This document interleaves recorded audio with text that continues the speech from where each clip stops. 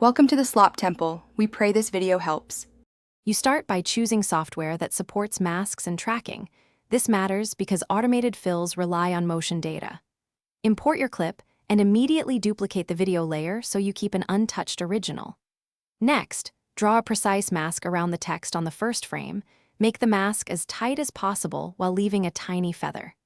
Once done, set the mask mode to isolate the text region on the top layer and move on to tracking. Now you track the mask through the clip so the removal follows motion. Choose point tracking for simple moves and planar for surfaces.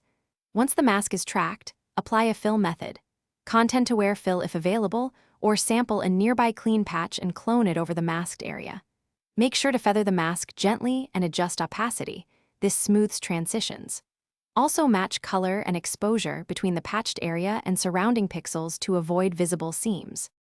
Finish by rendering a short, high-quality segment of the edited section so you can inspect every frame. Small errors hide in compressed previews. Once satisfied, apply final color grading and temporal smoothing to reduce flicker. Export full video using a high bitrate codec. If you see artifacts or drifting patches, revert to the duplicated original, refine the tracking with additional keyframes, or switch to manual frame-by-frame cloning. That manual